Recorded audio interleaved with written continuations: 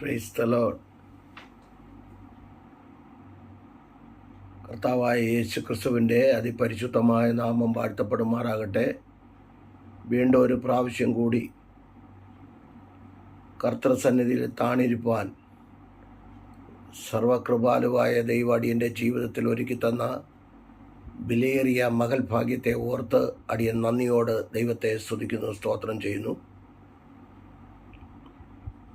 അടിയനെ ഈ വീഡിയോയിൽ കൂടെ ശ്രവിക്കുന്ന എല്ലാ പ്രിയപ്പെട്ടവർക്കും, ജാതി മത സംഘടന വ്യത്യാസമെന്നെ എല്ലാ പ്രിയപ്പെട്ടവർക്കും വീണ്ടും വരുന്ന യേശു ക്രിസ്തുവിൻ്റെ നിസ്തുല്യ നാമത്തിൽ എൻ്റെ സ്നേഹവന്ദനത്തെ പ്രാരംഭമായി അറിയിക്കട്ടെ.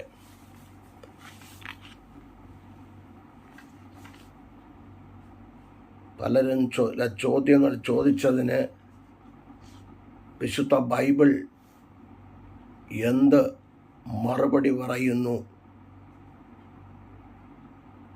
എന്നുള്ള ഒരു ചിന്ത ആധാരമാക്കി പലരും ചോദിക്കുന്നു, മന്ത്രവാദം ഫലിക്കുമോ എന്നൊരു ചോദ്യമാണ് കിടക്കുന്നത്.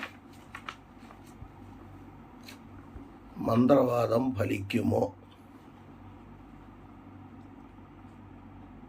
തുടക്കത്തിലെ ഒരു കാര്യം പറഞ്ഞിട്ട് ഞാൻ എൻ്റെ ചിന്തയിലേക്ക് ഓടിപ്പോവുകയാണ്. വചനം മാത്രം ചൂണ്ടിക്കാണിച്ചു തരാം. ഫ്രീ ആയിട്ടിരിക്കുമ്പോഴേ ഇത് കേൾക്കാവൂ. അത് നിങ്ങൾ നോട്ട് ചെയ്ത് നിങ്ങൾ ഡയറിക്കകത്ത് എഴുതി വെച്ച് പ്രാർത്ഥിക്കുക. ഓരോ മന്ത്രവാദവും ആഭിചാരവും ക്ഷുദ്രപ്രയോഗവും ഒന്നും ഫലിക്കത്തില്ല. അതിന് തെളിവാണ് എൻ്റെ അനുഭവമായിട്ട് ഞാൻ ഒരു ദിവസം ഒരു വീഡിയോയിൽ ഞാനിടാം. എൻ്റെ ജീവിതത്തിൽ വന്ന കാര്യങ്ങൾ, എൻ്റെ ശുശ്രൂഷയുടെ ഈ പൈശാചികൻ്റെ മേൽ, മന്ത്രവാദത്തിൻ്റെ മേലുള്ള വെല്ലുവിളികൾ, ഇതൊക്കെ ഞാൻ ഒരു വീഡിയോയിൽ ഞാൻ ഇട്ടുതരാം. നിങ്ങളെ ഉറപ്പിക്കാൻ വേണ്ടിയാണ്, അല്ലാതെ പേരെടുക്കാനൊന്നുമല്ല. അപ്പോൾ മന്ത്രവാദം ഫലിക്കുമോ? രക്ഷിക്കപ്പെട്ട് മാനസാന്തരപ്പെട്ട്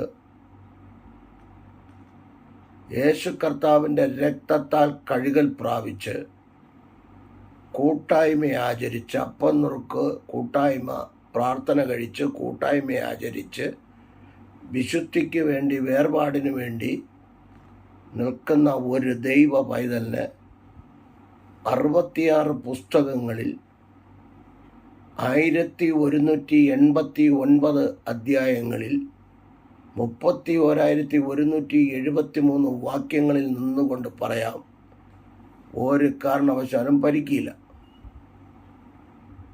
മന്ത്രവാദി കാശ് കിട്ടിയാൽ മന്ത്രവാദം ചെയ്യും. അടിക്കാൻ നടക്കുന്ന ഗുണ്ടകൾ കാശ് കൊടുത്തു കഴിഞ്ഞാൽ ആരെ വേണമെങ്കിലും അടിക്കും. കാരണം എന്നെ ഉടുപ്പി ജില്ല വെച്ച് എന്നെ ഒരാൾ അടുപ്പിച്ചു. അതുകൊണ്ടാണ് ഞാൻ പറഞ്ഞത്. അത്രേ ഇപ്പോൾ പറയുന്നുള്ളൂ. കാരണം ഇത് മുസ്ലിം സഹോദരങ്ങൾ, ഹിന്ദു സഹോദരങ്ങൾ ഒക്കെ കേൾക്കുന്നുണ്ടല്ലോ. അതുകൊണ്ടാണ് ഞാൻ ആ പേര് തിരിച്ച് പറയുന്നില്ല. ഓക്കെ, കുഴപ്പമില്ല. എൻ്റെ വിഷയത്തിൽ തിരുവെഴുത്ത് എന്ത് പറയുന്നു, വിശുദ്ധ ബൈബിൾ എന്ത് പറയുന്നു?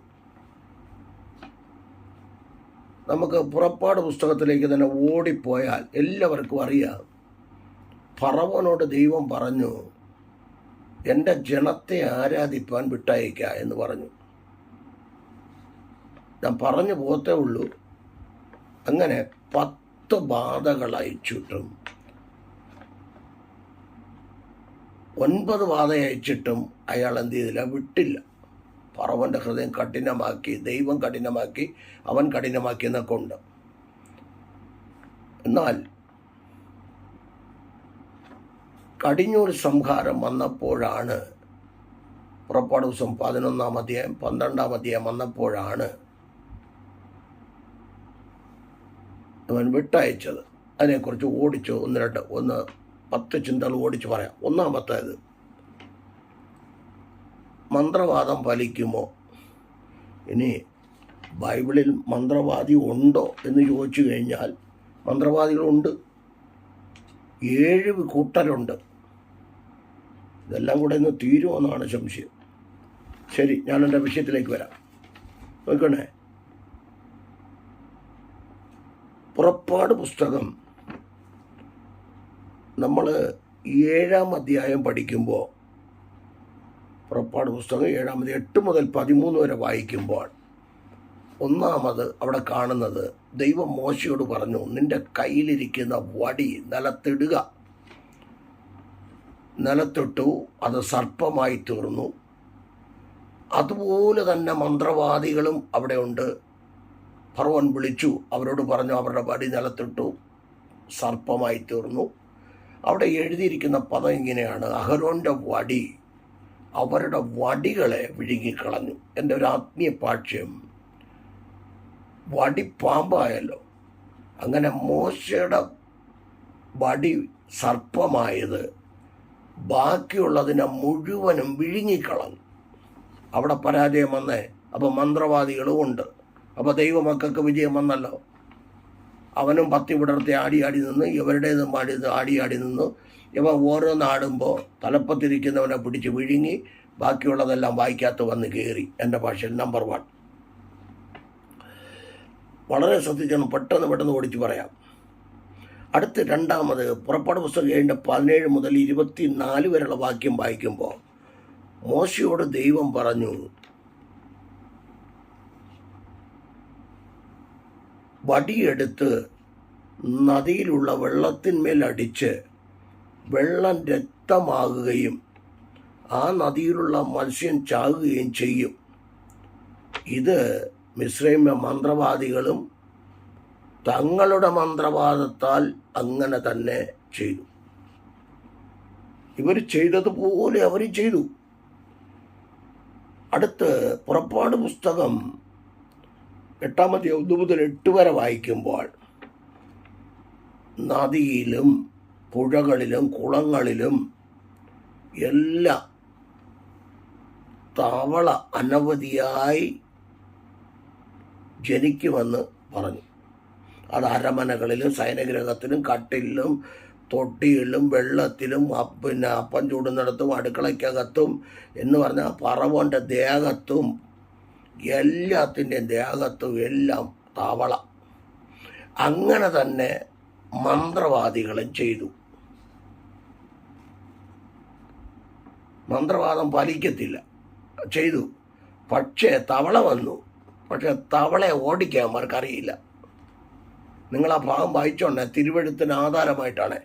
തവളെ ഓടിക്കാനുണ്ട്. ഫറവോൻ പറഞ്ഞു, തവളയെ കൊണ്ട് ശല്യമായി, അതുകൊണ്ട് മോശെ നിങ്ങളൊരു കാര്യം ചെയ്യും, ആരാധിക്കാൻ വിട്ടയക്കാൻ, നിങ്ങൾ ഈ തവളയൊന്ന് മാറ്റാൻ പറഞ്ഞു.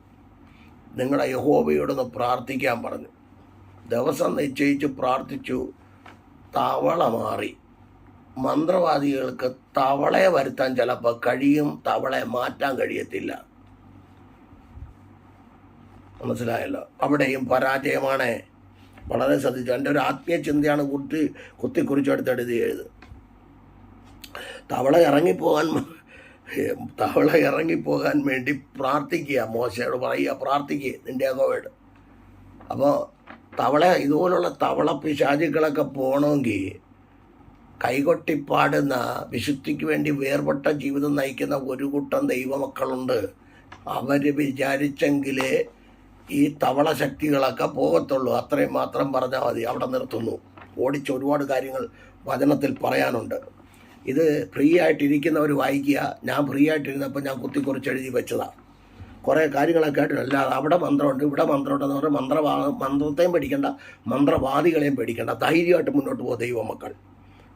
ഇതത്രയും പഠിച്ചാൽ മതി. ബാക്കി കാര്യങ്ങൾ ഞാൻ പറയാം. അടുത്ത പുറപ്പാട് പുസ്തകം 8-ാം അധ്യായം 16 മുതൽ 19 വരെ വായിക്കുമ്പോൾ അവിടെ പറയുന്നു, ദൈവം മോശയോട് വടി നീട്ടി നിലത്തിലെ പൊടിയെ അടിക്കുക, മിസ്രൈം ദേശത്ത് എല്ലായിടവും പേനായി തീരും എന്ന് പറഞ്ഞു. ഇവർ അങ്ങനെ ചെയ്തു. മന്ത്രവാദികൾ വടിയെടുത്ത് അങ്ങനെ തന്നെ ചെയ്തു. അവർക്ക് കഴിഞ്ഞില്ല. ഇവർക്ക് കഴിയാത്തത് നമുക്ക് കഴിയണം. എന്നിട്ട് മന്ത്രവാദികളോട് പറയുന്നത്, ദൈവത്തിൻ്റെ വിരലാണ് ചലിച്ചു തുടങ്ങിയിട്ടുണ്ട് എന്നും പറഞ്ഞു ഭയപ്പെടാൻ തുടങ്ങി. ഇവർക്ക് കഴിഞ്ഞില്ല. പൊടിയിൽ അവർ വടിയെടുത്ത് പൊടിയിലടിച്ചു, പക്ഷേ പേൻ വരുത്തുവാൻ അവർക്ക് കഴിഞ്ഞില്ല. പരാജയം തുടങ്ങിയേ. ദൈവമക്കൾക്ക് വിജയമായ അവിടെ ശ്രദ്ധിച്ചോണം, അവർക്ക് കഴിഞ്ഞില്ല. അതും പ്രാർത്ഥനയിൽ കൂടെ തന്നെ പോകുന്നു. പ്രാർത്ഥനയും വചനത്തിൽ കൂടെ പോകുന്നു. കണ്ട, അവിടെ വളരെ ശ്രദ്ധിക്കുക. തിരുവചനത്തിനൊന്നും മാറ്റമില്ല, അന്നുമില്ല ഇന്നുമില്ല, മാറ്റമില്ല. അതുകൊണ്ടാണ് അടുത്തൊരു പദമാണ് 8:20 മുതൽ 31 വരെ. നയിച്ച ദേശത്തിന്മേൽ വരുത്തി ദേശം മുഴുവനും നിറഞ്ഞു. ഇവിടെ മന്ത്രവാദികളെ കാണുന്നില്ല. എനിക്ക് തോന്നുന്നത് ഇവന്മാർ മുങ്ങി. കാരണം പേന് വരുത്താൻ കഴിയാത്തപ്പോഴേ ഇവർക്ക് വിറയൽ തുടങ്ങി. അപ്പം അതുകൊണ്ട് ഇവന്മാർ മുങ്ങി. അപ്പം ദൈവമക്കളുടെ മുമ്പിൽ വിശുദ്ധിയും വേർപാടുമുള്ള ദൈവമക്കൾ, വിശ്വാസ കുടുംബങ്ങളാകട്ടെ, ദൈവദാസന്മാരാകട്ടെ, നിങ്ങളുടെ മധ്യത്തിൽ അവന് നിൽക്കാൻ കഴിയത്തില്ല. അവൻ മുങ്ങി. അല്ലെങ്കിൽ അവനവിടെ കാണണമല്ല, വെളിപ്പെട്ട് കാണുന്നില്ലല്ലോ. അങ്ങനെ നായിച്ച മാറാനും പറവൻ പറഞ്ഞു പ്രാർത്ഥിക്കാൻ. മോശ പ്രാർത്ഥിച്ചു. അവിടെ ഒരു പദം കൂടെ ഉണ്ട്. ഈ നായിച്ചയൊക്കെ വന്നപ്പോൾ ഇസ്രായേൽ ജനം പാർക്കുന്നിടത്ത് 8:22-23 അവരുടെ അടുത്ത് വന്നേയില്ല. അവരുടെ അടുത്തില്ല, യവന്മാരുടെ അടുത്ത് മാത്രമേ ഉള്ളൂ. പെട്ടെന്ന് പറയാം. അടുത്തൊരു ചിന്ത, പുറപ്പാട് പുസ്തകം 9 മുതൽ 7 വരെ. ദൈവം മോശയോട് കൽപ്പിച്ചു, കുതിര, ഒട്ടകം, മൃഗം, കന്നുകാലി, കഴുത, ആട്, ഇങ്ങനെ ഇതിന് മഹാവ്യാധി വരുത്തി എല്ലാം ചത്തു. പക്ഷേ ഇസ്രായേൽ മക്കളുടെ ഒരെണ്ണം ഗോശേൻ പ്രദേശത്ത് ഒരെണ്ണം പോലും, ഒരു മൃഗം പോലും ചത്തില്ല. പുറപ്പാട് പുസ്തകം 1 അധ്യായം 9 അധ്യായം 1 മുതൽ 7 വരെയുള്ള വാക്യം കേട്ടല്ലോ, നോക്കിക്കോണേ. അടുത്ത് 9:8 മുതൽ 11 വരെ വായിക്കുമ്പോൾ അടുത്ത പോയിന്റ്, യഹോവ മോശയോട് അഹരോനോടും അടുപ്പിലെ വെണ്ണീർ നിറച്ച് വരുവിൻ. വെണ്ണീർ നിറച്ചു വാരുവിൻ. കൈ നിറച്ചു വാരാനാ. അടുപ്പിലെ വെണ്ണീർ കൈ നിറച്ചു വാരുവിൻ. മോശ ഫറവോന്റെ മുൻപാകെ ആകാശത്തേക്ക് വിതറി. അത് മനുഷ്യരുടെ മേലും മൃഗങ്ങളുടെ മേലും പുണ്ണു പൊങ്ങുന്ന പരുവായി മാറി. മന്ത്രവാദികൾക്കും പരുവായി മാറി. മോശയുടെ മുൻപാകെ നിൽക്കാൻ അവർക്ക് കഴിഞ്ഞില്ല. അവർ ഭയപ്പെട്ടു. അവിടെ എഴുതിയിരിക്കുന്ന മന്ത്രവാദികൾ ഭയപ്പെട്ടു എന്നാണ് എഴുതിയിരിക്കുന്നത്. അടുത്ത ഭാഗം, ഇതൊന്നും നിങ്ങൾക്കിരുന്ന് വായിക്കാൻ സമയമില്ല, അതുകൊണ്ടാണ് ഞാൻ പറയുന്നത്. അടുത്തത് എണ്ണിക്കൊണ്ട് 9 അധ്യായം, പുറപ്പാട് 9 അധ്യായം 12. ദൈവം മോശയോട് വടി ആകാശത്തേക്ക് നീട്ടുക. ആകാശത്തു നിന്ന് തീയും കൽമഴയും അയച്ചു. ഗോശേൻ പ്രദേശത്ത് മാത്രം തീയും കൽമഴയും ഇല്ലായിരുന്നു. ദൈവമക്കൾ ഇരുന്ന ഇടം ദൈവം സൂക്ഷിച്ചു. ബാക്കിയുള്ള സകലതും നശിച്ചു. ഫറവോന്റെ ഭൃത്യന്മാർ, അതായത് മന്ത്രവാദികളായിരിക്കാം, ഭൃത്യന്മാരായിരിക്കാം, യഹോവയുടെ വചനത്തെ ഭയപ്പെട്ടു. 9 അധ്യായം 20 വാക്യം. പുറപ്പാട് പുസ്തകം 9 അധ്യായം 20 വാക്യം കേട്ടല്ലോ. നിങ്ങൾ 9 അധ്യായം 12 മുതൽ 35 വരെ ഫ്രീ ആയിട്ട് എല്ലാം കൂടെ നിങ്ങൾ വായിക്കാനിരിക്കേണ്ട. ഓരോന്ന് വായിച്ച് മനസ്സിലാക്കി ധ്യാനിച്ച് എഴുതിക്കുക. ഒരുത്തനും ഇവിടെ വരത്തില്ല. ഇവർ ഭയപ്പെട്ടു, അവനും ഉണ്ണായി, അവനും ഭയപ്പെട്ടു, എല്ലാവരും ഇപ്പോൾ പേടിച്ച് ദൈവത്തെ ഭയപ്പെടുക. അടുത്തതായിട്ട് പുറപ്പാട് പുസ്തകം 10 അധ്യായം 1 മുതൽ 19 വരെയുള്ള ഭാഗങ്ങൾ വായിക്കുമ്പോൾ അവിടെ കാണുന്നത്, അങ്ങനെ മോശ തൻ്റെ വടി മിസ്രയീം ദേശത്തിന്മേൽ നീട്ടി ദൈവം വെട്ടുക്കിളിയെ അയച്ചു. അതിൻ്റെ 10:13 ഇങ്ങനെ പറയുന്നു, കിഴക്കൻ കാറ്റടിപ്പിച്ച് വെട്ടുക്കിളിയെ കൊണ്ടുവന്നു. ദൈവം മോശയോട് കൽപ്പിച്ചു, പ്രാർത്ഥിക്കാൻ പറഞ്ഞു. ഫറവോൻ പ്രാർത്ഥിക്കാൻ പറഞ്ഞു. മോശ ദൈവത്തോട് പ്രാർത്ഥിച്ചു. മഹാശക്തിയുള്ള കിഴക്കൻ കാറ്റടിപ്പിച്ച് എല്ലാ വെട്ടുക്കിളികളെയും ചെങ്കടലിൽ ഇട്ട് കളഞ്ഞു. 10:19. മനസ്സിലായ?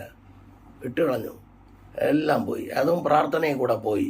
ഏമാരെ കാണാനില്ല, അഡ്രസ്സില്ല. ഏമാരുടെ അഡ്രസ്സില്ല, മന്ത്രവാദികളുടെ അഡ്രസ്സില്ല. ഇത് കേൾക്കുന്ന മന്ത്രവാദികളുണ്ടെങ്കിൽ നിൻ്റെയൊക്കെ അഡ്രസ്സ് കാണത്തില്ല.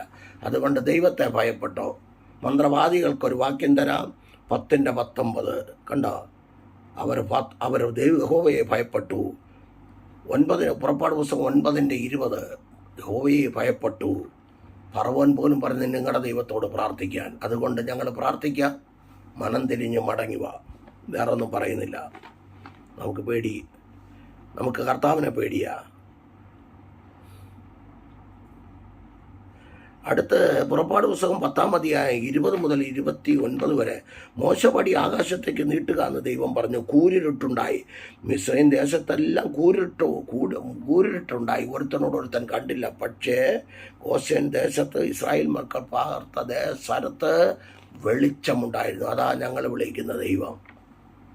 ഇനി വിഷയത്തിലേക്ക് വരാം. അടുത്ത പുറപ്പാട് പുസ്തകം 11-ാം അധ്യായം 1 മുതൽ 6 വരെയുള്ള വാക്യം. 1 മുതൽ 11 വരെയുള്ള വാക്യം. 7-ാം വാക്യം വരുമ്പോൾ ഇസ്രായേലിയർക്കും മിസ്രയീമ്യർക്കും വ്യത്യാസം വയ്ക്കുന്നു എന്ന് പറഞ്ഞുകൊണ്ട് ദൈവം തുടങ്ങി. അവിടുന്ന് 12-1 മുതൽ 24 വരെ വായിക്കുമ്പോൾ അവിടെ കടിഞ്ഞൂൽ സംഹാരം നടക്കുന്നു. ഫറവോന്റെ കൊട്ടാരം മുതൽ ദാസന്റെയും ദാസിയുടെയും മക്കളടക്കം കടിഞ്ഞൂൽ സംഹാരം നടക്കുന്നു. അങ്ങനെയാണ് ഫറവോൻ ആരാധിക്കാൻ ജനത്തെ വിട്ടയച്ചത്. ഇത്രയും കാര്യങ്ങളിൽ മന്ത്രവാദികളോടെ പോയി ഇമാര് തടയാത്തത്.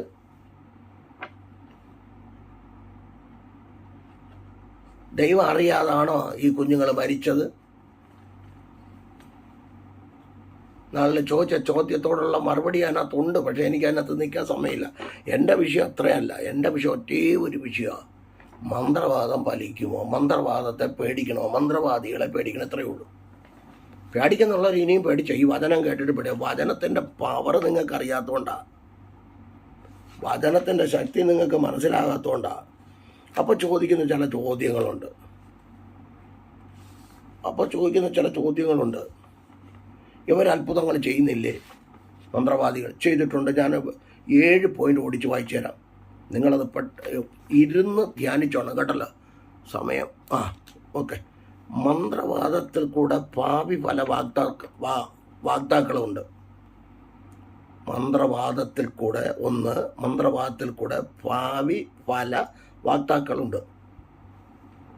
സംഖ്യാപുസ്തകം 22:7, ആവർത്തനം 18:14, 1 ശമൂവേൽ എഴുതിയ 1-ാം പുസ്തകം 6:2, ജെരമ്യ 27:29, എസ്കേൽ 13:23, എസ്കേൽ 21:22, അപ്പോസ്തലപ്രവൃത്തി 16 മുതൽ 18 വരെ, സക്കറിയ 10:2. ഇവരിത്രയും ഭാവി ഫല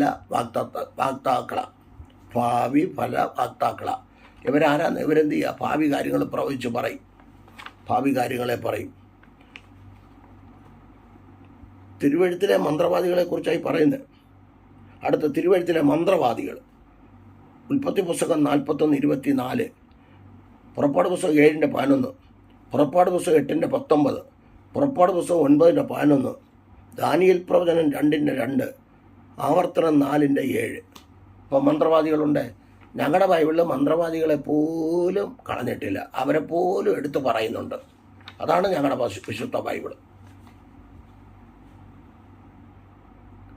മനസ്സിലായില്ലേ? മന്ത്രവാദികളെ കുറിച്ച് പറയുന്നുണ്ടോ? അതുപോലും വിശുദ്ധ ബൈബിൾ വ്യക്തമായിട്ട് എഴുതി വെച്ചിരിക്കുന്നു. കറക്റ്റായിട്ട് എഴുതി വെച്ചു. അടുത്ത 3 ലക്ഷണം പറയുന്നവർ. ആവർത്തനം 8:11, ശമൂവേൽ എഴുതിയ 1-ാം പുസ്തകം 28-ാം അധ്യായം. ലക്ഷണം പറയുന്ന വെളിച്ചപ്പാടത്തി. യെശയ്യാ പ്രവചനം 8:19. അടുത്ത 4 ശകുനവാദികൾ എന്ന് പറഞ്ഞാൽ പ്രശ്നം വയ്ക്കുന്നവർ. യെശയ്യാ പ്രവചനം 2:6, ദാനിയേൽ 2:27, ദാനിയേൽ 5:7, അപ്പോസ്തലപ്രവൃത്തി 16 മുതൽ 18 വരെ, മീക പ്രവചനം 5:12. അടുത്ത് ക്ഷുദ്രം ചെയ്തവർ. ഇതൊന്നും ഇല്ലെന്നൊന്നും പറയേണ്ട, ഇതെല്ലാം ഉണ്ട്, ഇന്നും ഉണ്ട്. പക്ഷേ നമ്മളെ തുടത്തില്ലെന്നാണ് ഈ പറയുന്നത്. ക്ഷുദ്രം ചെയ്യുന്നവർ ഇവരെല്ലാം കൂടെ ഒന്ന് ആകമാനം ഒന്ന് തൊട്ടങ്ങ് വിട്ടേക്കാം, ഒന്ന് വെളിയിൽ വരട്ടെ. ഇവരൊക്കെ ഒന്ന് വെളിയിൽ വരണം. അടുത്ത ക്ഷുദ്രം.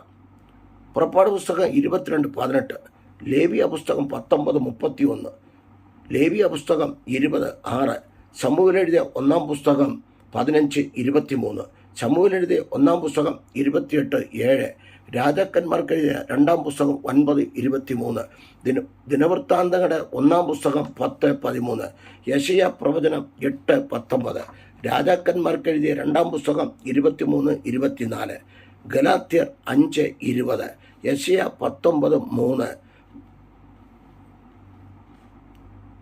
മീഖ 5:12. ആഭിചാരം നോക്കണേ. ആവർത്തനം 18:10, രാജാക്കന്മാർക്കെഴുതിയ 2-ാം പുസ്തകം 17:17,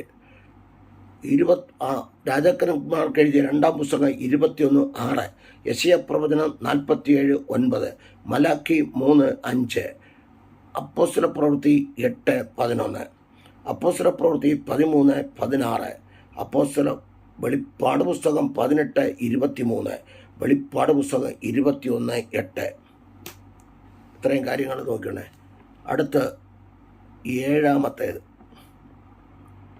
അടുത്ത് പറയുന്ന വ്യാജ അത്ഭുതങ്ങൾ. വ്യാജ അത്ഭുതങ്ങൾ നടക്കുന്നുണ്ടല്ലോ ഇന്ന്, നോക്കണം. വ്യാജ അത്ഭുതങ്ങൾ. ഈ വ്യാജ അത്ഭുതമൊന്നും ആരും ചെയ്യണ്ട.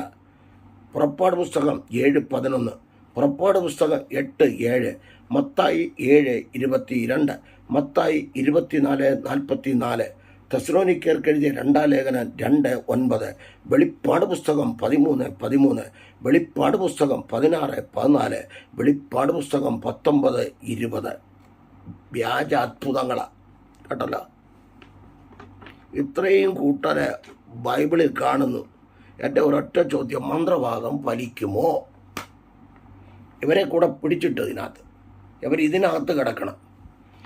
സംഖ്യാപുസ്തകം 23:23 പറയുന്നു, അവിടെ എഴുതിയിരിക്കുന്നൊരു പദമാണ് ഇങ്ങനെയാണ്: ആഭിചാരം യാക്കോബിന് പറ്റുകയില്ല, അല്ലെങ്കിൽ ഫലിക്കുകയില്ല. ലക്ഷണവിദ്യ ഇസ്രായേലിനോട് ഫലിക്കുകയുമില്ല. കണ്ടോ? നമ്മൾ പുതിയ നിയമ ഇസ്രായേലാണ്, നമുക്ക് ഫലിക്കത്തില്ല. അവിടെ കൂടോത്രം ചെയ്താൽ, ഇവിടെ കൂടോത്രം ചെയ്താൽ, അവിടെ കൊണ്ട് കുഴിച്ചിട്ടാൽ, ഇവിടെ കൊണ്ട് കുഴിച്ചിട്ടാൽ ഒന്നും സംഭവിക്കില്ല. പിന്നെ സംഭവിക്കുന്നെങ്കിൽ അതിൻ്റെ പിന്നിലെ കുറവുകളാണ് ഞാനീ പറയുന്നത്. അതിനൊരു വാക്യവുമുണ്ട്, വെളിപ്പാട് പുസ്തകത്തിൽ തന്നെ ഉണ്ട്. ജാതികളെ മുഴുവനും വശീകരിക്കുന്ന ഒരു പദമുണ്ട്. വാക്യം ഞാൻ എടുത്തു തരാം. അതായത് വെളിപ്പാട് പുസ്തകം 18:23, ക്ഷുദ്രത്താൽ സകല ജാതികളും വശീകരിക്കപ്പെട്ടിരുന്നു. ക്ഷുദ്രത്താൽ. എപ്പോഴേ? ദൈവത്തെ അറിയുന്നതിന് മുൻപ്. ദൈവത്തെ അറിഞ്ഞതിന് ശേഷം വശീകരിക്കാൻ പറ്റൂല. കുറച്ചോണം സഹോദരങ്ങൾ ഈ വാക്യത്തിൽ മനസ്സിലായി. ഈ വാക്യങ്ങളിൽ നിങ്ങൾ ഉറച്ചു നിന്നോണം. അപ്പോൾ ഇത്രയും കാര്യങ്ങൾ നമ്മൾ കേട്ടു. വ്യാജാത്ഭുതങ്ങൾ ചെയ്യുന്നതെല്ലാം കേട്ടല്ലോ. വ്യാജാത്ഭുതങ്ങൾ ചെയ്യുന്നതെല്ലാം വചനത്തിലുണ്ട്, വിശദീകരിച്ചുണ്ട്. ഇനി ഞാൻ ചോദിക്കട്ടെ, നേരത്തെ പറഞ്ഞു രക്ഷ, മാനസാന്തരം, വിശ്വാസ സ്നാനം, യേശുക്രിസ്തുവിൻ്റെ രക്തത്താൽ കഴുകൽ പ്രാപിക്കുക, വിശ്വാസ സ്നാനം, ഇതെല്ലാം എടുത്തവരെ കൂട്ടായ്മയെ ആചരിച്ച് വിശുദ്ധിക്ക് വേണ്ടി, വേർപാടിന് വേണ്ടി നിൽക്കുന്നവന് ഫലിക്കില്ല. അല്ലാത്തവന് ചിലപ്പോൾ ഫലിച്ചെന്നിരിക്കും. അതിനെക്കുറിച്ച് ഞാൻ പിന്നെ പറഞ്ഞുതരാം. ഇത്രയും കാര്യങ്ങൾ നിങ്ങൾ ചെയ്യുക. മന്ത്രവാദത്തിൻ്റെ കാര്യങ്ങൾ മനസ്സിലായില്ല. വ്യാജ അത്ഭുതങ്ങൾ. ഇനി വ്യാജ അത്ഭുതങ്ങൾ കൂടെ ഉണ്ട്. പുറപ്പാട് പുസ്തകം 7:11, പുറപ്പാട് പുസ്തകം 8:7, മത്തായി 7:22, മത്തായി 24:24, തെസ്സലോനിക്കർക്ക് എഴുതിയ 2-ാം ലേഖനം 2:9, വെളിപ്പാട് 13:13, വെളിപ്പാട് 16:14, വെളിപ്പാട് 19:20.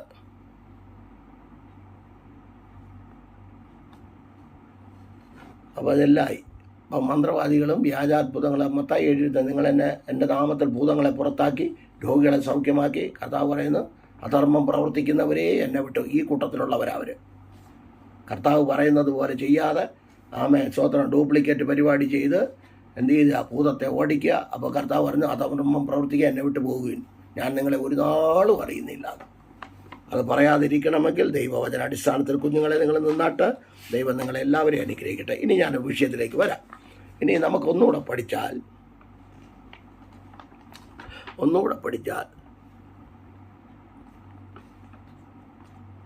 ദൈവവചനത്തിന് ദൈവത്തോളം പവറുണ്ട്. അതാദ്യം വിശ്വസിക്കുക. യോഹന്നാന്റെ സുവിശേഷം 1:1 എത്രയോ പ്രാവശ്യം പറഞ്ഞു തന്നിട്ടുണ്ട്. ആദിയിൽ വചനം ഉണ്ടായിരുന്നു, വചനം ദൈവത്തോടു കൂടെയായിരുന്നു, ആ വചനം ദൈവമായിരുന്നു. പേടിക്കേണ്ട കാര്യമില്ല. ഇനി ആ വചനം എന്താ ചെയ്യുന്നത്? ഭൂമിയുടെ അറ്റത്തോളം ചെല്ലും ഈ വചനം. ഭൂമിയുടെ അറ്റത്തോളം ചെല്ലുന്ന വചനമായത്. യെശയ്യാ 55:10-11 എൻ്റെ വായിൽ നിന്ന് പുറപ്പെടുന്ന എൻ്റെ വചനമായിരിക്കും. അത് വെറുതെ എൻ്റെ അടുക്കിലേക്ക് മടങ്ങി വരികയില്ല. അത് ഇഷ്ടമുള്ളത് നിവർത്തിച്ച് അയച്ച കാര്യം സാധിപ്പിക്കുന്ന വചനം.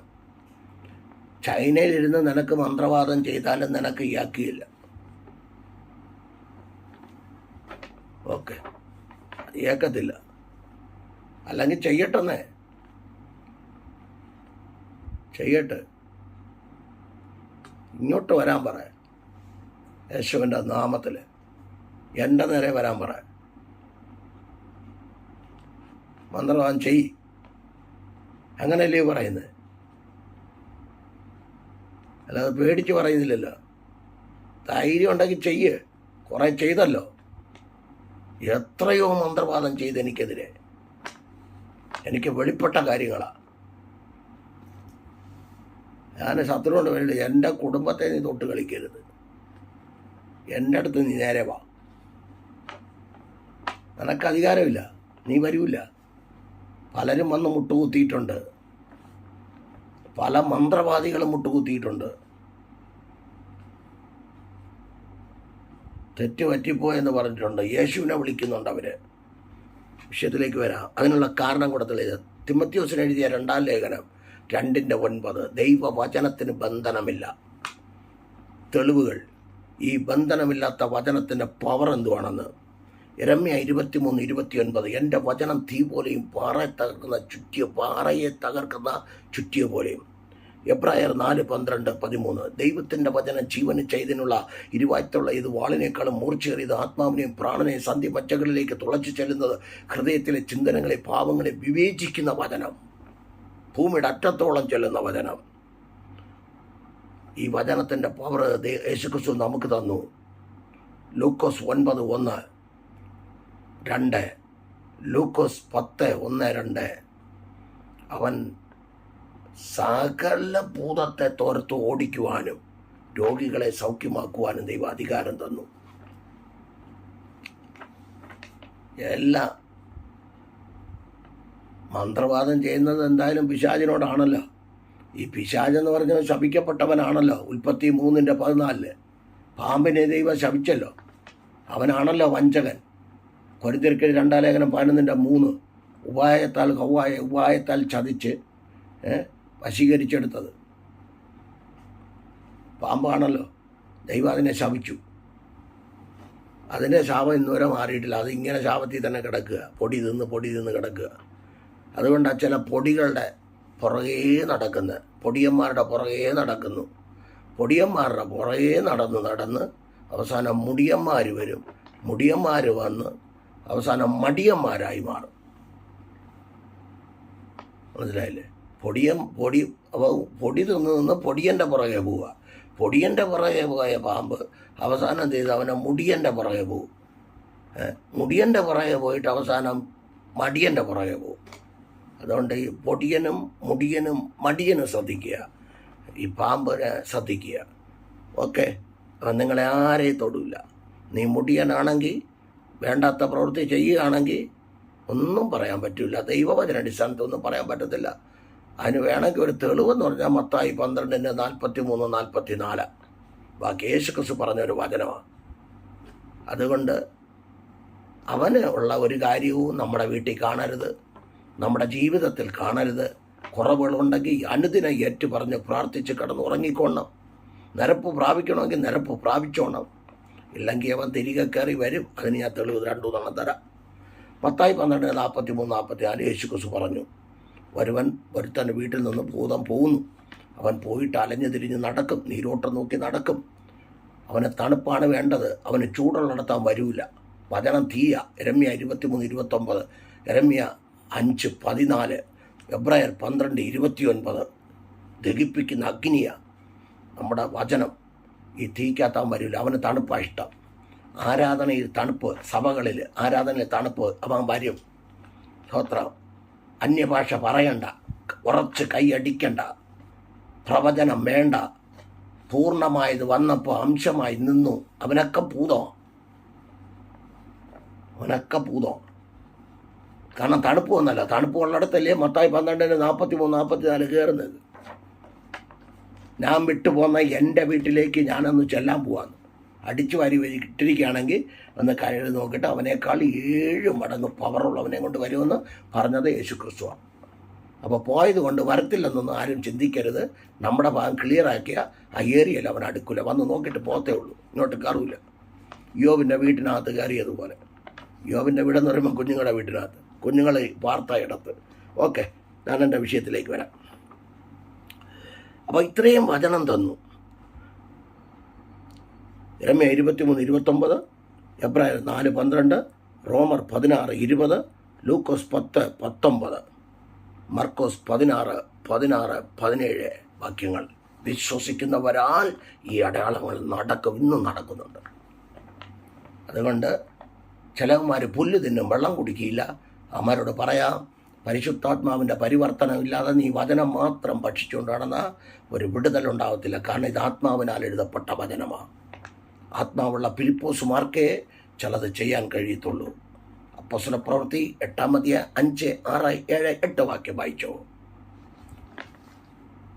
നീയൊക്കെ ഇരിക്കുന്നിടത്ത് തന്നെ കുത്തിയിരിക്കുന്നതിൻ്റെ കാരണം നിനക്കൊക്കെ മനസ്സിലായോ? ബ്രദറും സഹോദരന്മാരോടാ പറയുന്നത്. നിങ്ങൾക്ക് മനസ്സിലായോ? ആത്മാവില്ലാത്തതുകൊണ്ടാ. ഫിലിപ്പോസിനെ കണ്ടോ? പരിശുദ്ധാത്മാവ് എടുത്തുകൊണ്ട് ഗസയിലേക്ക് പോയെന്നാ. ആത്മാവുള്ളവനെ വല്ലതും ചെയ്യാൻ പറ്റത്തുള്ളൂ. അവന് കൃപാവര ശുശ്രൂഷകളുണ്ട്, പ്രവചനമുണ്ട്, അന്യഭാഷയുണ്ട്. അന്യഭാഷയില്ലാതെ എങ്ങനെ ആത്മീയ വർധനവ് വരുത്തുന്നത്? പൂർണ്ണമായത് വന്നപ്പോൾ അംശമായത് അതും പിശാചികളാണ്. ദൈവവചനത്തിന് കൂട്ടുന്നവനും കുറയ്ക്കുന്നവനും എല്ലാം ബാധ വരുത്തുന്ന വെളിപ്പാട് 22:18-19 പറയുന്നത്. നീ വചനത്തെ നീ കളഞ്ഞാൽ നിന്നെ ബാധ വരുത്തും. അപ്പം നിൻ്റെ സഭയ്ക്കകത്ത് ബാധയുണ്ട്. ശരി, ചീത്തവിളി കിട്ടിയാലും വേണ്ടിയില്ല.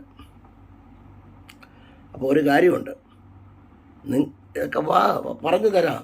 സാവകാശം പബ്ലിക്കിൽ എന്തിനാ പോകുന്നത്, മീഡിയയിൽ എന്തിനാ പോകുന്നത്? അല്ലാതെ നമുക്കിരുന്ന് സംസാരിക്കാം. നിങ്ങൾ വളരെ ശ്രദ്ധിച്ച് ഈ വാക്യങ്ങൾ വായിച്ചു നോക്ക്. അതിന് ഉദാഹരണമായിട്ട് ഞാനിങ്ങനെ ഒരു കാര്യം എടുക്കാം. ഇതാണ് ആൾക്കാർ എടുക്കുന്നത്. സർശുവാക്കി 26-27. അപ്പോൾ ഈ പോരാട്ടമെല്ലാം നമ്മളെ ഒന്ന് അടിക്കൂലെന്ന് ചോദിച്ചു കഴിഞ്ഞാൽ അതും കൂടെ എടുത്തു തരാം. ഇല്ലെങ്കിൽ അതുകൂടെ വിഷയമായിട്ട് മാറും. അതുകൊണ്ടാണ് എടുക്കുന്നത്. സർശുവാക്യം 26-20. കുഴി കുഴിക്കുന്നവൻ അതിൽ വീഴും, കല്ലുരുട്ടുന്നവൻ്റെ മേൽ അത് തിരിഞ്ഞുള്ളൂ. സങ്കീർത്തനം 7:15 കുഴി കുഴിക്കുന്നവൻ അത് വീഴുന്നുണ്ട്. ഓക്കെ, കല്ലുരുട്ടുന്നവൻ്റെ മേൽ തിരിഞ്ഞുള്ളൂ. അതിന് 1-2 കാര്യങ്ങൾ ഓടിച്ചു പറയാം. സമൂഹത്തിൽ എഴുതിയ 1-ാം പുസ്തകം 17-34 വരെ. ദാവീദ് ആടിനെ മേയിച്ചുകൊണ്ടിരിക്കുമ്പോൾ അപ്പൻ പറഞ്ഞു, നീ പോയി ചേട്ടന്മാരുടെ ക്ഷേമം അന്വേഷിച്ചിട്ട് വരാം. അവിടെ ചെന്നപ്പോൾ ഗോലിയാത്ത് വെല്ലുവിളിക്കുന്നു, പേടിത്തൊണ്ടമ്മ, പിശാചിനെ പേടിച്ചിരിക്കുന്ന പേടിത്തൊണ്ടന്മാരെ, പെന്തക്കോസുകാരെ. അപ്പോൾ ഇയാൾ മതം മാറിയോടോ? ഇയാളും സജിത്ത് കണ്ണൂരിൻ്റെ തൊട്ട് അപ്പുറത്തോട്ട് ചാടിയോടോ? ഇല്ല, ചാടിയിട്ടൊന്നുമില്ല. ഇവിടെ തന്നെ നിൽപ്പുണ്ട്. എവിടെ തുടങ്ങിയോ എല്ലാം പാരമ്പര്യ CSI കളഞ്ഞിട്ട് എവിടെ തുടങ്ങി അവിടെ തന്നെ നിൽപ്പുണ്ട്. നമ്മളെ ആടില്ല. സജിത്ത് കണ്ണൂർ ചാടുമെന്ന് നേരത്തെ പറഞ്ഞിരുന്നതാണ്. അവൻ ചാടുന്നതിന് 10 വർഷം മുമ്പേ പറഞ്ഞതാ. ഇതൊക്കെ പറഞ്ഞ ആരും അംഗീകരിക്കില്ലല്ലോ. അയ്യോ, ദൈവദൂതനെ പോലെ ഇരിക്കുന്നവൻ ചാടുമെന്ന് പറഞ്ഞ് എങ്ങനെ വിശ്വസിക്കും? ആ പുള്ളി ഇത് കേൾക്കുന്നുണ്ട്. ഞാൻ വചനോ പറയുന്നത്. ഞങ്ങൾ ആൾക്കാരെ നോക്കിയല്ലേ ഇറങ്ങിയ, കാശ് നോക്കിയല്ലേ ഇറങ്ങിയ, ഇതെല്ലാം ആവശ്യമാണ്. പക്ഷെ കർത്താവിനെ നോക്കി ഇറങ്ങിയ. ഇത് വളരെ ശ്രദ്ധിച്ച് കേട്ടോണം. ഇനി മന്ത്രവാദിയെയോ പിശാചിനെയോ പേടിക്കരുത്. 3 വീഡിയോ ഇട്ടിട്ടുണ്ട്. ശാപം വലിക്കത്തില്ല, പിശാച് ആരെയും വാഹനം അവിടെ ഉണ്ടാക്കത്തില്ല. പിശാച് വാഹനം അവിടെ ഉണ്ടാക്കിയ കർത്താവ് അറിയാതെ ഒന്നും ചെയ്യില്ല. നിങ്ങൾ പറയുന്ന പോലെ പറഞ്ഞ അങ്ങനെ കഴിഞ്ഞ 2 വീഡിയോ നോക്ക്, അപ്പോൾ അറിയാം. ഓക്കെ, ആ ഭാഗത്തേക്ക് പോയി നിൽക്കില്ല. അപ്പോൾ കല്ലുരുട്ടുന്നവൻ്റെ നേരെ തിരിഞ്ഞുള്ളൂ. അത് ഉരുളത്തില്ലേ പക്ഷേ, അതേ ഉരുളൂ. അങ്ങനെയാണ് ബൈബിൾ കിടക്കുന്നത്. ബൈബിൾ സത്യമല്ലേ, നമുക്കത് ഇല്ലെന്ന് പറയാൻ പറ്റില്ലല്ലോ. അടുത്ത് 2ാമത്തെ പോയിൻ്റാണ് ദാവീദ് ഗോലിയാത്തുമായിട്ടുള്ള വെല്ലുവിളി. ചുരുക്കി പറയാം, വെല്ലുവിളിയിലേക്ക് തീരില്ല. അപ്പോൾ വെല്ലുവിളി അവൻ ശൗലിൻ്റെ അടുത്ത് ചെന്നു. എല്ലാം നോക്കിയപ്പോൾ എല്ലാവരും പേടിത്തൊണ്ടന്മാർ, ബന്ധക്കോസുകാർ പേടിത്തൊണ്ടന്മാർ, അല്ലേലിയ സ്വോത്രം പറഞ്ഞുകൊണ്ട് പേടിച്ച് മാറിയിരിക്കുക. 7 താഴ്വരയിൽ. മനസ്സിലായില്ലേ? ഭൂതത്തെ ഓടിക്കാൻ പോയാൽ വിളിച്ച് പറയുമല്ലോ, എടേ നീ ഇന്നതൊക്കെ ചെയ്തില്ലേ എടേന്ന്. അതുകൊണ്ട് പേടിച്ചിട്ട് ബന്ധക്കോസുകാർ പേടിച്ചിട്ടിരിക്കും. ഒരാൾ ഒരു ഭൂതമാളയപ്പോൾ ഒരാൾ പറഞ്ഞു, നീ പറയുന്നത് പോലെ ഞാൻ ചെയ്യാമെന്ന് പറഞ്ഞു. മനസ്സിലായില്ലേ? ആര് പറയുന്നില്ല, പിശാച് പറയുന്ന പോലെ ചെയ്യാമെന്ന്. അപ്പോൾ അവർ 2 ഒന്നായില്ലേ? അതുകൊണ്ട് ആ ഭാഗം അവിടെ വിടുക. കുറേ കാര്യങ്ങൾ ഞാൻ പറഞ്ഞുതരാം. അനുഭവത്തിൽ കൂടെ പറഞ്ഞുതരാം. അങ്ങനെ ശൗലറിഞ്ഞു. 17:31 പോലെ വായിച്ചു കഴിഞ്ഞാൽ നിങ്ങൾക്ക് ക്ലിയറായിട്ട് അറിയാം. ശൗലറിഞ്ഞപ്പോൾ ശൗല് വിളിപ്പിച്ചു. പുള്ളി അവനെ പേടിച്ചിരിക്കുകയില്ലേ, രാജാവാ പേടിച്ചിരിക്കുക. ഇന്ന് തലപ്പത്തിരിക്കുന്ന മൊത്തം പേടിച്ചിരിക്കുക പിശാചിനെ. ഒറ്റ ഒരെണ്ണത്തിനും ഭൂതത്തെ ഓടിക്കാനുള്ള കൃപയില്ല. തല്ലിയാലും വേണ്ടിയില്ല. തലപ്പത്തിരിക്കുന്ന ഒറ്റ ഒരെണ്ണത്തിനും ഭൂതത്തെ ഓടിക്കാനുള്ള കൃപയില്ലെന്ന്. മന്ത്രവാദി എന്ന് പറഞ്ഞാൽ അവർ പേടിക്കും, അവർക്ക് പേടിയാണ്. പക്ഷേ മോശയ്ക്ക് പേടിയില്ല, അഹരോന് പേടിയില്ല. കാരണം ദൈവശബ്ദം കേൾക്കുന്നവന് പേടിക്കേണ്ട കാര്യമില്ല. നേരത്തെ വായിച്ച വാചനങ്ങളൊക്കെ ഒന്ന് വായിച്ചു നോക്കിയാൽ മതി, പേടിക്കേണ്ട കാര്യമില്ല. 33 കോടി പിശാചുക്കൾ വന്നാലും എനിക്ക് പേടിയില്ല.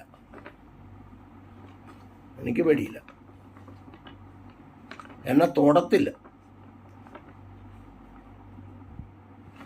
അല്ലെങ്കിൽ ഒന്ന് വിട്. 33 കോടി പിശാചുക്കളെ ഇങ്ങോട്ട് വിട്. ഞാൻ എല്ലാവരോടും പറയുന്നത്, നിങ്ങൾക്ക് പേടി എന്തിനു പേടിക്കുന്നേ? അധികാരം തന്നു കർത്താവ്. റോമർ 16:20, ലൂക്കോസ് 10:19, 20 ഇതിലൊക്കെ പറയുന്നുണ്ട്. പാമ്പുകളെയും തേളുകളെയും ശത്രുവിൻ്റെ സകല ബലത്തെയും ചവിട്ടുവാൻ ഞാൻ നിങ്ങൾക്ക് അധികാരം നൽകിയിരിക്കുന്നു. പിതാവ് പുത്രന് അധികാരം നൽകി, പുത്രൻ ശിഷ്യന്മാർക്ക് അധികാരം നൽകി. അതേ അധികാരത്തിൽ നിന്നുകൊണ്ട് ഞങ്ങൾ പറയുന്നു. ഞങ്ങളെന്നല്ല, അവിടെ ബഹുവചനമായി ഞാൻ പറയുന്നു. അവിടെ ഒരു ഞാനങ്ങ് എടുക്കുക, ഞാൻ എടുക്കുക. കേട്ടല്ലോ? ഓക്കെ, വളരെ ശ്രദ്ധിച്ചു കേട്ടോണം, ഇരുന്ന് കേട്ടോണം. വിഷയത്തിലേക്ക് വരാം. അങ്ങനെ ദാവീദ് പറഞ്ഞു, എൻ്റെ അപ്പൻ്റെ ആടുകളെ മേയ്ക്കാൻ എന്നെ ഏൽപ്പിച്ചപ്പോൾ ഞാൻ സത്യസന്ധതയോടെ നിന്നു. എൻ്റെ തലയിൽ അഭിഷേകം വീണ് കഴിഞ്ഞപ്പോൾ ഞാൻ കുറ്റിക്കാട്ടിപ്പോയപ്പോൾ അവിടെ വച്ച് ഒരു കരടി വന്നു ആടിനെ പിടിക്കാൻ, ഒരു സിംഹം വന്നു ആടിനെ പിടിക്കാൻ. ഞാൻ ആടിനെ 2 വായിൽ നിന്നും ജീവനോടെ രക്ഷിച്ചു. അത് എൻ്റെ നേരെ ചാടി, ഞാൻ അതിനെ വലിച്ചു കീറി കളഞ്ഞു. അപ്പോൾ ദാവീദിൻ്റെ നേരെ ചാടിയില്ലേ എന്നൊരു ചോദ്യം വന്നാൽ ചാടി. പക്ഷെ വലിച്ചു കീറി കളയാനുള്ള അതോറിറ്റി ആൻഡ് പവറാ കൃപായുഗത്തിൽ നിൽക്കുന്ന കർത്തൃദാസന്മാർക്ക് ദൈവം കൊടുത്തിരിക്കുന്നത്. ദാവീദിൻ്റെ മേൽ അഭിഷേകം ഉണ്ടായിരുന്ന ആ കാലഘട്ടങ്ങളിൽ. എന്നാൽ ഈ കാലഘട്ടങ്ങളിൽ അബ്ബാ പിതാവേ എന്ന് വിളിക്കുവാനുള്ള തിമോഥെയോസിന് എഴുതിയ 2-ാം ലേഖനം 1:7 പറയുന്നു, ദാസ്യത്തിൻ്റെ ആത്മാവിനെ അല്ല, അബ്ബാ പിതാവേ എന്ന് വിളിക്കുവാനുള്ള പുത്രത്വത്തിൻ്റെ ആത്മാവ്, ധൈര്യത്തിൻ്റെ ആത്മാവ്, ബലത്തിൻ്റെ ആത്മാവ്. യെശയ്യാ 11:2 പറയുന്നു, അവൻ്റെ മേൽ യഹോവയുടെ ആത്മാവ് വരും, ജ്ഞാനത്തിൻ്റെയും വിവേകത്തിൻ്റെ ആലോചനയുടെ യഹോഭക്തിയുടെ ബലത്തിൻ്റെ ആത്മാവാ. അവിടെ പേടിക്കേണ്ട കാര്യമില്ല. അങ്ങനെ ദാവീദ് അതിനെ വലിച്ചു കീറി ഗോലിയാത്തിനെ എറിഞ്ഞ് പൊട്ടിച്ച് ഗോലിയാത്തിൻ്റെ മോളിൽ കയറി നിന്ന് ഗോലിയാത്തിൻ്റെ വാളെടുത്ത് വെട്ടി. ഞങ്ങളുടെ ദൈവം കുന്തം കൊണ്ടുമല്ല വാള് കൊണ്ടുമല്ല യുദ്ധം ചെയ്ത്. ഒരുത്തൻ പത്രോസ് ആമേൻ വാളെടുത്തു. ഒരിക്കൽ യേശു ക്രിസ്തുവിനെ പിടിച്ച വാളെടുത്തു. വാള് ഉറയിൽ ഇടുക എന്ന് പറഞ്ഞ യേശു ക്രിസ്തുവിനെയാണ് ഞങ്ങൾ വിളിക്കുന്നത്. ഞങ്ങൾ ആരെയും വാളെടുത്തിട്ടുമില്ല, വെട്ടിക്കൊന്നിട്ടുമില്ല, ഒന്നും ചെയ്തിട്ടില്ല. ഞങ്ങളുടെ കൂട്ടു സഹോദരങ്ങളെയൊക്കെ ഒരുപാട് പേര് വെട്ടിക്കൊന്നു. സഹോദരങ്ങളെ, സഹോദരിമാരെ. അപ്പോൾ വിഷയത്തിലേക്ക് വരാം. വെല്ലുവിളികൾ എല്ലാവർക്കും ഉണ്ടെന്നേ. ഇതൊക്കെ നോക്കി നിന്ന ഒരു കാര്യവും നടക്കില്ല. ഞാൻ എപ്പോഴും പറയാറുണ്ട്, നിങ്ങൾ വേറെ ഒന്നും തോന്നരുത്. മീഡിയ കൂടെയാണെന്ന്, യൂട്യൂബിൽ കൂടെയാണെന്ന് എനിക്കറിയാം. മച്ചയുടെ കൊച്ചു ചാവത്തില്ല, അത്രേ മാത്രമേ ഞാൻ പറയുന്നുള്ളൂ. ഊഹിച്ചെടുക്കാവുന്നവർ ഊഹിച്ചെടുത്തോട്ടെ, ഇല്ലാത്തവരങ്ങനെ ഇരിക്കട്ടെ. എൻ്റെ വിഷയത്തിലേക്ക് വരാം. നോക്കണേ, അങ്ങനെ ആ ഭാഗം വിടുതലായ അവിടെ രക്ഷപ്പെട്ടെ ആർക്കാണ് പരാജയം? കരടിക്കാണോ വിജയം?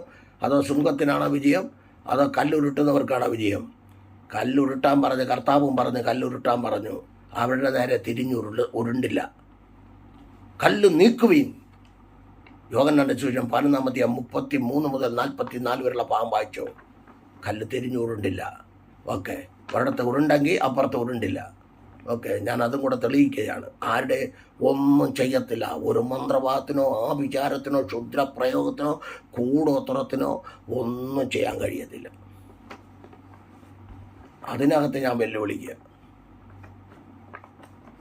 പിന്നെ അതിന് അവകാശപ്പെട്ടത് എൻ്റെ അടുത്തുണ്ടെങ്കിൽ ഇതൊക്കെ നടക്കുകയും ചെയ്യും. അതും കൂടെ പറഞ്ഞേക്കാം. അതിന് കർത്താവ് തന്നെ പറഞ്ഞു. അപ്പോൾ വിഷയത്തിലേക്ക് വരാം.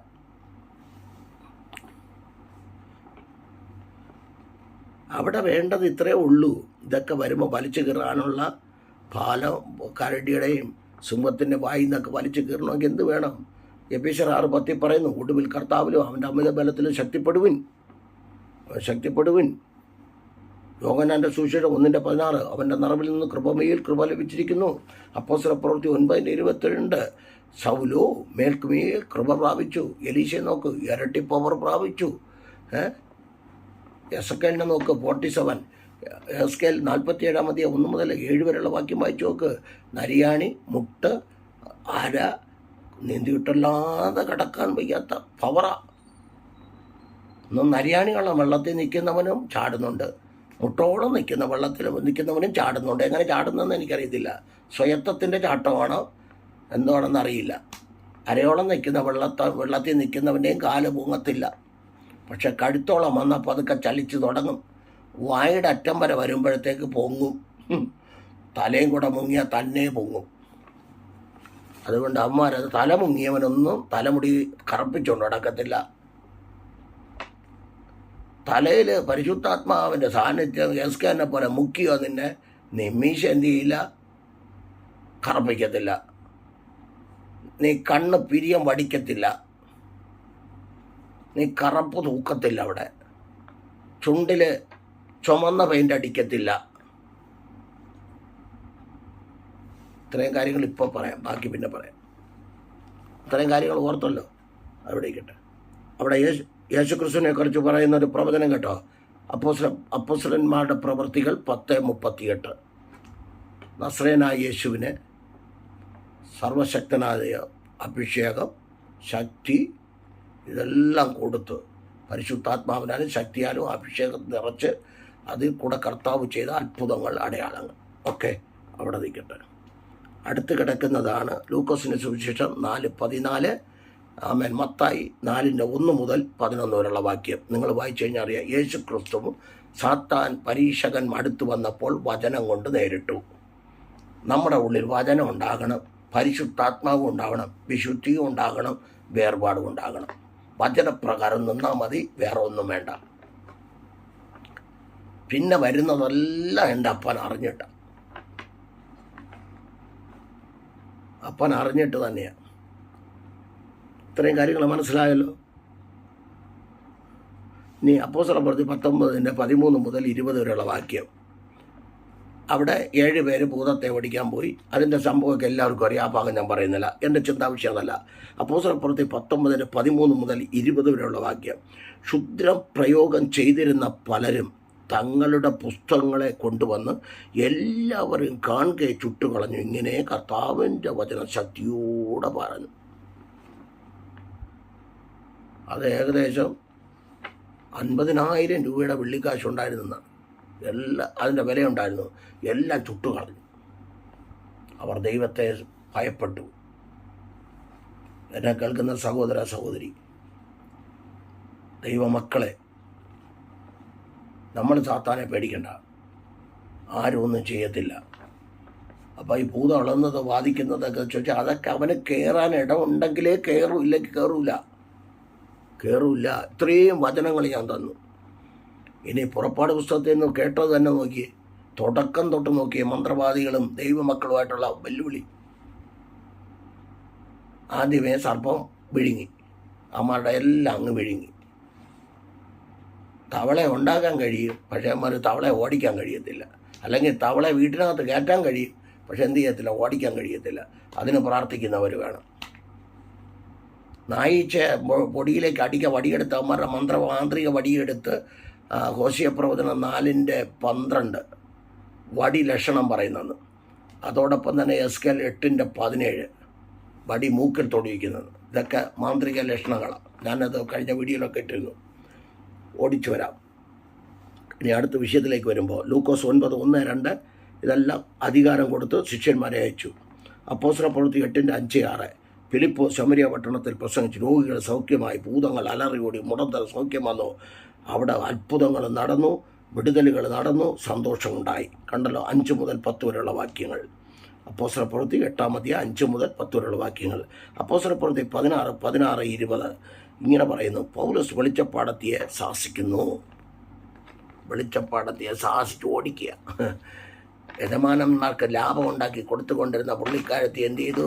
പുള്ളി മുഷിഞ്ഞു, ശാസിച്ചു. അതുകൊണ്ട് പുള്ളിക്ക് കിട്ടിയതാണ് ജയില്. അത് പിശാച് കൊണ്ട് അടച്ചെന്നൊന്നും ആരും പ്രാർത്ഥിച്ചു കളയരുത്. പിശാചിനെ ശാസിച്ചത് മൂലം ദേശത്തിലുള്ളവർ അവരെല്ലാവരും കൂടെ കൂടിക്കൊണ്ടെന്ന് ഫിലിപ്പീൻ കാരാഗ്രഹത്തിനകത്ത് കൊണ്ടിട്ടതാണ്. പക്ഷെ അവിടെ ചെന്നപ്പോഴും അറിയാലോ ബാക്കി കാര്യം. അടിത്തറ ഇളക്കിയിട്ടാണ് അവർ പോയത്. അവരുടെ കൈകാലുകൾ ആമത്തിൽ ബന്ധിച്ചെങ്കിലും അടിത്തറ ഇളക്കിയെന്ന് പ്രാർത്ഥിച്ച് പാടി സ്തുതിച്ചു തുടങ്ങിയപ്പോൾ അടിത്തറ ഇളകി. 16 മുതൽ 26 വരെയുള്ള ഭാഗങ്ങൾ വായിച്ചാൽ മതി. അല്ലെങ്കിൽ 35 വരെ, 34 വരെയുള്ള വാക്യം വായിക്കുന്നത് നല്ലതാണ്. ഇരുന്ന് വായിച്ചോണം എന്താ സംഭവിച്ചതെന്ന് അവിടെ. അതിലേക്ക് ഞാൻ കിടക്കുന്നില്ല. അപ്പോൾ അവിടെ അങ്ങനെയുണ്ട്. മനസ്സിലായല്ലോ? യേശു ക്രിസ്തു സാത്താനോട് വചനപ്രകാരം നിന്നു. അപ്പോസ്തലപ്രവൃത്തി 13 4 മുതൽ 12 വരെ. അത് 9 മുതൽ 12 വരെ വായിച്ചാൽ സമയക്കുറവാണല്ലോ നിങ്ങൾക്ക്. അതുകൊണ്ട് അപ്പോൾ പൗലോസ് എന്ന് പേരുള്ള ശൗൽ പരിശുദ്ധാത്മ പൂർണ്ണനായി നിന്ന് ഒരുത്തനെ ശാസിച്ചു. ആളിനെ നിങ്ങൾ വായിച്ച് മനസ്സിലാക്കിയാൽ മതി. ഒരുത്തനെ ശാസിച്ചു കഴിഞ്ഞ് സകല കപടവും സകല ധൂർത്തും നിറഞ്ഞ പിശാചിൻ്റെ മകനെ എന്നും പറഞ്ഞ ഒരൊറ്റ വെളിയും വിളിച്ച് ഒറ്റ ശാസനയ. കണ്ണ് കാണാതെ തപ്പിത്തടഞ്ഞു നിന്നു. കണ്ണ് കാണാതെ. ആത്മപൂർണത വന്നു കഴിഞ്ഞാൽ ഏതവനെ നിർത്താം. ആത്മാവിൻ്റെ ശക്തി അങ്ങോട്ട് വന്നാൽ മതി. Authority and power. അതിന് തമിഴ് ട്രാൻസ്ലേഷൻ ഇങ്ങനെ ലൂക്ക് ചാപ്റ്റർ 9:1 അവൻ 12 ശിഷ്യர்களை வரவழைத்து சகல பிசாசை துரத்தவும் வியாதியஸ்தர்களை குணமாக்கவும் வல்லமே அதிகாரத்தையும் கொடுத்தார்கள். മനസ്സിലായോ? കണ്ടോ? അവൻ കണ്ണ് കാണാതെ തപ്പി നടന്നു. റെവലേഷൻ വെളിപ്പാട് പുസ്തകം 21:8 പറയുന്നത് കേട്ടോ. അവിടെ ഉണ്ട് ഒരു കാര്യം. അവിടെയുണ്ട് ക്ഷുദ്രക്കാർ, ബിംബാരാധികൾ, അവിശ്വാസികൾ, ദുർനടപ്പുകാർ, അറക്കപ്പെട്ടവർ. ഇവരാരും സ്വർഗരാജ്യം കാണത്തില്ല. ഭീരുക്കൾ ഇവരാരും സ്വർഗരാജ്യം അവകാശമാക്കിയില്ല. അവിടെ നിൽക്കട്ടെ. അപ്പോൾ ഈ ബന്ധക്കോസുകാരാ വിചാരം ചെയ്യുമോ? പെട്ടെന്ന് പറയണം. നമ്മൾക്കാണല്ലോ ദൂത്. 5 മിനിറ്റ് കൊണ്ട് തീർക്കണം. നമ്മൾ ആ വിചാരം ചെയ്യുമോ? പെട്ടെന്ന് ഞാൻ പറയാം. ഇതൊക്കെ ഉണ്ടെങ്കിൽ നീ ആവില്ല. ശമൂവേൽ എഴുതിയ 1-ാം പുസ്തകം 15:23 വാക്യം. മത്സരം ആഭിചാരം പോലെയും ആഭിചാര ദോഷം പോലെയും ശാഠ്യം മിഥ്യാപൂജ പോലെയും ആകുന്നു. മിഥ്യാപൂജയും വിഗ്രഹ ആരാധനയും. അപ്പോൾ ശാഠ്യമുള്ളവർ രണ്ട് കാര്യമാണ്. പെന്തക്കോസ്തുകാർക്ക് ഉണ്ടോ എന്ന് എനിക്കറിയില്ല, ഉണ്ട് എന്ന് ഞാൻ പറയും, ഉറപ്പാണ്. മത്സരം, കസേരകളി, അടി, പിടി, ബഹളം, ഏമാരാണ് ആഭിചാരം ചെയ്യുന്നവർ. ബൈബിളാ ശമൂവേൽ എഴുതിയ 1-ാം പുസ്തകം 15:22-23 വായിച്ചാൽ നല്ലതായിരിക്കും. വചനമാണ്. വചനം ഇല്ലാത്ത ഒരു കാര്യത്തിന് എൻ്റെ തോളെ കറം വരരുത്. ഞാൻ വചനമാണ് പറയുന്നത്. അപ്പോൾ ആ മത്സരമുള്ളിടത്ത് ആഭിചാരമുണ്ട്. അത് കുടുംബത്തിലായാലും ശരി, ഇതിൻ്റെ വീട്ടിലായാലും ശരി, സഭയിലായാലും ശരി, അടിയുണ്ടാക്കി മത്സരത്തിന് നിൽക്കുന്നവൻ ആഭിചാരമാണ് ചെയ്യുന്നത്. ഇനി ശാഠ്യമുള്ളവന്മാരുണ്ടെങ്കിൽ, പെന്തക്കോസ്തുകാർക്ക് ഇത് നാട്ടുകാർക്കുള്ള ദൂതല്ല, ഇത് പെന്തക്കോസ്തുകാർക്കുള്ളതാണ്. ശാഠ്യമുണ്ടോ അത് മിഥ്യാപൂജ, വിഗ്രഹ, രണ്ട് കാര്യമാണ്. മിഥ്യാപൂജ മനസ്സിലാക്കിക്കൊണ്ടേ, വിഗ്രഹാരാധന. ഇനി മിഥ്യാപൂജ എന്താണെന്ന് പറയുന്നില്ല, അത് നിങ്ങൾ തന്നെ എടുത്തോണ്ടാൽ മതി. വിഗ്രഹാരാധന നിൻ്റെ വീട്ടിലുണ്ടോ? പെന്തക്കോസ്തുകാരൻ്റെ വീട്ടിലുണ്ടോ? ഉണ്ട്. അതിന് കൊലോസ്യർ 3:5 എന്താണ് പറയുന്നത്? അത്യാഗ്രഹമെന്ന വിഗ്രഹാരാധന.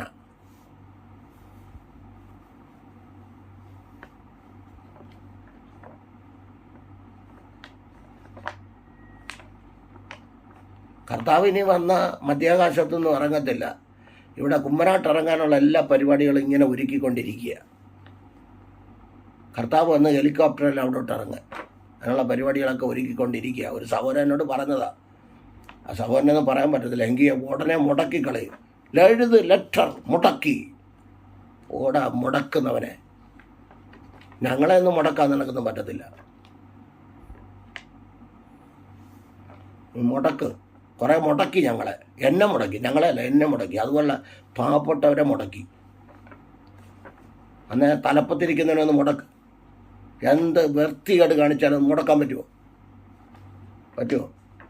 പറ്റത്തില്ല. ഓക്കെ, നമ്മളവിടെ ഭാഗം നിർത്തുക. തലപ്പത്തിരുന്നുകൊണ്ട് എന്തും കാണിക്കാതെന്ന് ആരും വിചാരിക്കരുത്. സ്വർഗത്തിൽ മുകളിലൊരുവനുണ്ട്. പറവനെയും കൂട്ടനെയും ചെങ്കടലിൽ മുക്കിക്കളയാതിരിക്കുന്നതേ ഒരു കൂട്ടം പാവപ്പെട്ട ഉപദേശിമാർ കണ്ണുനീരൊഴുക്കി കരയുന്നത് കൊണ്ട് അത് മറന്നു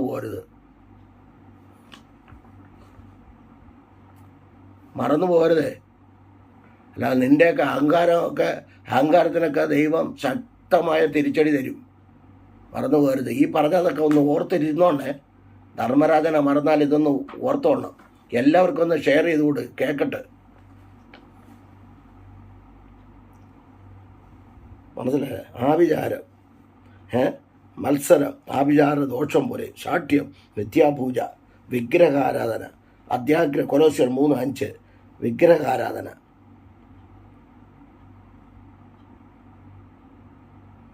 യഹോമാരെ ഇതെല്ലാം വെച്ചുകൊണ്ട് ഭൂതത്തെ ഓടിക്കാൻ പോയ അപ്പോസ്തലന്മാരുടെ പ്രവൃത്തികൾ 19-ാം അധ്യായത്തിൽ സ്കാവയുടെ 7 മക്കൾ ഭൂതത്തെ ഓടിക്കാൻ പോയതുപോലെ ഓടേണ്ടി വരും.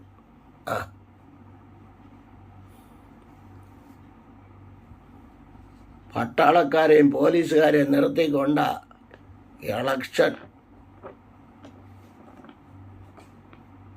ജാതികളെ കാട്ടി കട്ടമായി. അവർ പിന്നെയും നല്ലതാ. അവരൊക്കെ ക്ഷേത്രത്തിൽ പോകുമ്പോൾ കുളിച്ച് റെഡിയായി, ചെരുപ്പെല്ലാം ഊരിയിട്ട്, ചെരുപ്പിട്ടൂലും പാവങ്ങൾ അതിനകത്ത് കയറത്തില്ല. അവരെയാണ് നമ്മൾ കുറ്റം പറയുന്നത്. കത്തോലിക്കനെ ആരാധനയ്ക്കെങ്കിലും കയറുമ്പോൾ, അവിടെ ചെല്ലുമ്പോൾ അവനൊരു ഭക്തിയുണ്ട്. ഇത് വെളിയിൽ ഭക്തി, അകത്ത് കയറുമ്പോൾ ഭക്തി കുറയും. പിന്നെ ആർക്കിട്ട് പാര പണിയാന്നാണ് അവന്മാർ ചിന്തിക്കുന്നത്. സ്തോത്രം. ദൈവം ക്ഷമിക്കട്ടെ. പക്ഷേ ഇങ്ങനെ പറഞ്ഞിട്ട് സർപ്പസന്തതികളെന്ന് വിളിച്ചപ്പോഴും പറഞ്ഞ് കേൾക്കാൻ ചെവിയോളം കേട്ടാൽ മതിയെന്ന്. മനസ്സിലായില്ലേ? എനിക്ക് ഒരുപാട് വ്യൂസൊന്നും കൂട്ടണ്ട. മനസ്സിലായോ? ഇതെല്ലാം വിഗ്രഹമാണ്. ദൈവത്തെക്കാൾ ഉപരി ഏതിനെ ആര് സ്നേഹിക്കുന്നുവോ, ഈ ധർമ്മരാജനടക്കം വിഗ്രഹം. അതെല്ലാം ഒരു വിഗ്രഹമാണ്. മത്സരം ഉണ്ടോ? ആഭിചാരം. സാക്ഷിയുണ്ടോ? മിഥ്യാപൂജ, വിഗ്രഹം. ഇനി മത്തായി 5-ാം അധ്യായം 20 മുതൽ 24 വരെ പഠിച്ചു നോക്ക്. നീയൊക്കെ സ്വർഗരാജ്യത്തിൽ പോകുമെന്ന്, ഞാനടക്കം, എന്നെ കൂടെ പറയാം. സ്വർഗരാജ്യത്തിൽ പോകും നോക്ക്. എവിടെയാണ് പറയുന്നത്? പത്രോസ് എഴുതിയ 1-ാം ലേഖനം 5:8. അവൻ ആരെ വിഴുങ്ങേണ്ടു എന്ന് വിചാരിച്ച് അലറുന്ന സിംഹം എന്ന പോലെ ഊടാടി കിടക്കുക. അവൻ വെളിപ്പാട് 12-ാം അധ്യായം എടുത്ത് വെച്ച് വായു 10 മുതൽ. അവൻ അല്പകാലമേ ഉള്ളൂ എന്ന് വിചാരിച്ച് മഹാക്രോധത്തോടെ ഇറങ്ങി വന്നിരിക്കുക. നാണം കുണുങ്ങി പാമ്പ്, ശപിച്ച പാമ്പ്, ഉൽപ്പത്തി 3:14 വെളിപ്പാട് പുസ്തകത്തിൽ വന്നപ്പോൾ 10 തലയും 10 കൊമ്പ് 7 തലയും ആയതെങ്ങനെ? വെളിപ്പാട് 13 10 കൊമ്പ് 7 തല എവിടെ നിന്ന് വന്നു? 7 തല ജ്ഞാനത്തെ ശക്തി അധികാരത്തെ കാണിക്കുന്നു അല്ലേ? വ്യാഖ്യാനിക്കാനൊന്നും സമയമില്ല, ഞാനിവിടെ നിർത്തട്ടെ. അപ്പോൾ മനസ്സിലായല്ലോ. അപ്പോൾ നമുക്ക് ഇവർ പറഞ്ഞത് എല്ലാം നമുക്കുണ്ട്. അതുകൊണ്ട് ഇത്രയും വാക്യങ്ങൾ നിങ്ങൾ ഫ്രീ ആയിട്ടിരിക്കുമ്പോൾ ഇരുന്ന് വായിച്ച്. അപ്പോൾ മന്ത്രവാദികളുണ്ട്, മന്ത്രവാദം ചെയ്യും. അവർക്ക് അവരുടെ കുഞ്ഞുങ്ങളെ വളർത്തുന്നത് അതുകൊണ്ടാണ്. കാശ് കൊടുത്ത് ഓരോരുത്തരെ ദൈവദാസന്മാരെ അടുപ്പിക്കുന്നത് പോലെ അവർക്ക് എന്ത് ചെയ്യും? അവർക്ക് കാശ് കിട്ടുമ്പോൾ അവർ ചെയ്യും. എനിക്ക് മന്ത്രവാദികളുടെ വിരോധമില്ല. അവർ മനുഷ്യരാണ്, ദൈവ സൃഷ്ടിയാണ്. കാരണം ബൈബിളിൽ ഇത്രയും വാക്യം ഞാൻ 7 കൂട്ടം ആൾക്കാരെ, 7 കൂട്ടം ക്ഷുദ്രം ചെയ്യുന്നവന്, ശകുനവാദികൾ, ലക്ഷണം പറയുന്നവന്, പ്രശ്നം വെപ്പിക്കുന്നവന്, ഇവരെല്ലാം കുറിച്ച് ബൈബിൾ പറയുന്നു. അതുകൊണ്ട് എനിക്ക് അവരോട് പടക്കമില്ല. പക്ഷേ ഒരു കാര്യം, നമുക്ക് മന്ത്രവാദത്തെ പേടിയുമില്ല, എനിക്കൊട്ട് ഫലിക്കത്തുമില്ല. 54:17 നിനക്ക് വിരോധമായി വരുന്ന ഒരായുധവും ഫലിക്കുകയില്ലെന്ന് പറഞ്ഞ അതേ ദൈവം. യേശു കർത്താവിൻ്റെ രക്തത്തിൻ്റെ പ്രൊട്ടക്ഷനുണ്ട്, സ്വർഗീയ ദൂതന്മാരുടെ കാവലുണ്ട്. അതുകൊണ്ട് കർത്താവിൻ്റെ കരങ്ങളിലാണ്. അതുകൊണ്ട് പേടിക്കണം. യോഹന്നാൻ 10:28-29 യേശുക്രിസ്തുവിൻ്റെ കരങ്ങളിലാണ്. യേശുക്രിസ്തുവിൻ്റെ കരങ്ങളിൽ നിന്ന് ആരും പിടിച്ചു പറിക്കില്ല, ഒരു മന്ത്രവാദത്തിനും പിടിച്ചു പറിക്കാൻ കഴിയില്ല. അതുകൊണ്ട് ഈ തിരുവചനങ്ങളെ ശ്രദ്ധിച്ച് വായിച്ച് മനസ്സിലാക്കുക. ദൈവം നിങ്ങളെല്ലാവരെയും അനുഗ്രഹിക്കട്ടെ. ഈ വചനം കേട്ട എല്ലാവരെയും ദൈവം അനുഗ്രഹിക്കട്ടെ. ഒരു മന്ത്രവാദ ശക്തികൾക്കും ആരെ തൊടാൻ കഴിയത്തില്ല. പരിശുദ്ധ പിതാവേ, അവിടുത്തെ കരങ്ങളിലേക്ക് ഏൽപ്പിക്കുന്നു. ദൈവകൃപ കൊണ്ട് അടിയനെ പൊതിയണം, ദൈവപ്രവൃത്തി വെളിപ്പെടുത്തണമെന്ന് പ്രാർത്ഥിക്കുന്നു. പ്രത്യേകിച്ച് തിരുവചനം മന്ത്രവാദം ഫലിക്കുമോ? ദൈവവചനം ചൂണ്ടിക്കാണിക്കാൻ സഹായിച്ചല്ലോ, നന്ദി പറയുന്നു. അടിയന് ചില മാസങ്ങൾ ഈ ദേശത്തായിരുന്നു, ദൈവത്തിൻ്റെ കരം കൂടിയിരുന്നല്ലോ, നന്ദി പറയുന്നു. കർത്താവിൻ്റെ കരങ്ങൾ ഈ ഭവനത്തിനായ സ്തോത്രം. ഇവർക്ക് വേണ്ടതായ സകലവിധ നന്മകൾ അവിടെ നിന്ന് കൊടുക്കണം. അടിയൻ പാർത്ത ഈ ദേശത്തെ ദൈവകരങ്ങളിൽ ഏൽപ്പിക്കുന്നു.